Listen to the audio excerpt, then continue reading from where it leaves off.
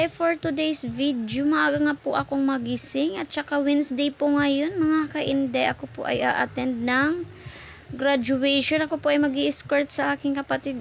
Kasi walang mag-i-escort kaya andito naman si ate. Mag-i-escort. Paaga nga pala akong nagising mga ka-inday. Pagkatapos ko magsayang mga ka-inday, ako po ay nagkape. Dalawa kami ng aking anak mga ka-inday, habang yung asawa ko naman ay mag-iigib ng tubig. Kaya nagkape muna ako para naman malaman-lamanan yung sikmura ko mga ka-inday. Pagkatapos yun mga ka-inday, ako ay pumunta na ng terminal. Di ko na pinakita yung pagkain namin mga ka-inday. Ayan, siksikan na mga ka-inday. Pagkatapos ng mga ka-inday, nakarating din kami ng Palulete sa Montejo Gym ng Palulete. Ang ganda pala ng gym nila dito mga ka-inday. For the first time ako makapunta dito. Kung hindi mag-aalas yung kapatid kong hindi mag-graduate ng ALS mga ka-inday, hindi ako makakapasok dito sa totoo lang. Ilang taon na ako mga ka-inday, pero ngayon lang talaga ako nakapunta dito. May ganito pala sa Palo. Ano ba yan? Kasi minsan pag nagpupunta lang dito sa Palo ng dati pa, nagpa-check up lang dun sa hospital, pero hindi ko talaga nakita tong gym na to. Kaya nung dumating kami dito pang kainday, nagtanong-tanong kami ng tatay kung saan ba yung Montejo na gym na yan. Pagkatapos din mga kainday, paghihintay namin, dumating na din yung aking kapatid na si Iskostakli Kono Pak Iskostakli. Pagkatapos din mga kainday, siya ay ready na po kasi mag-uumpisa na po mga kainday.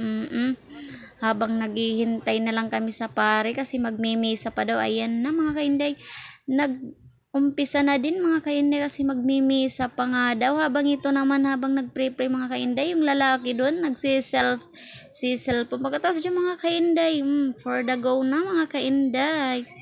Ito na ang hinihintay ng aking kapatid. Pinalabas na nga sila kasi mga marcha na nga. Ayan na, daming tao na sa labas mga kainday. Yung iba naman walang escort. Pagkatapos yung mga kainday, naglakad na nga kami ng aking kapatid habang si tatay andito sa loob. Kaya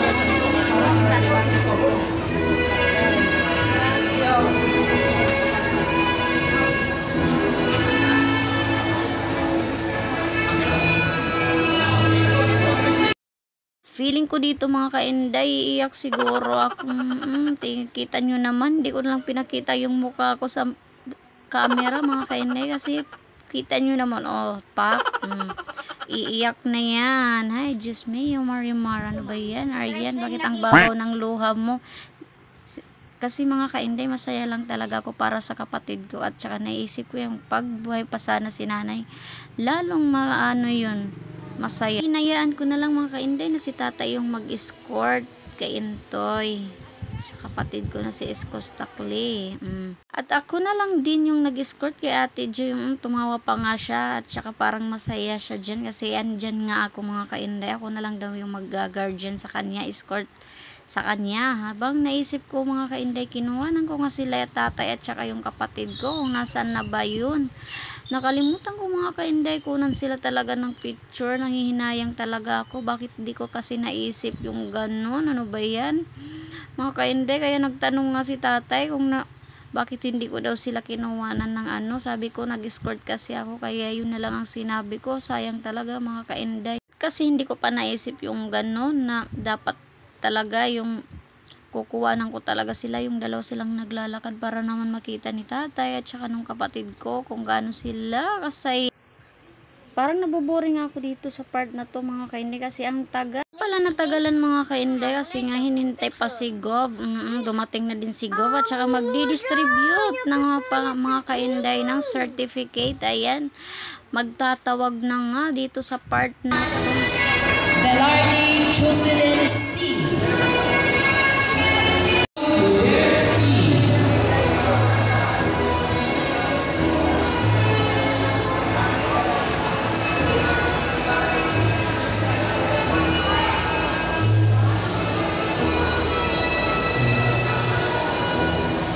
Signifikan na Santa Fe.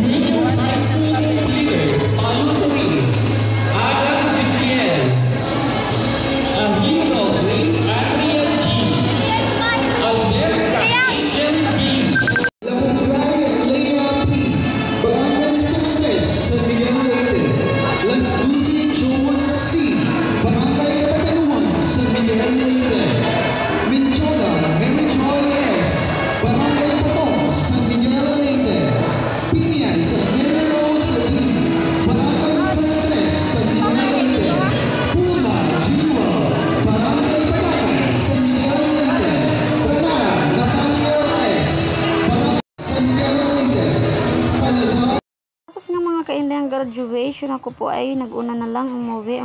Kasi yung iniisip ko kasi yung aking anak. Kasi mag-attend pa ako ng one. Thank you for watching mga kainday.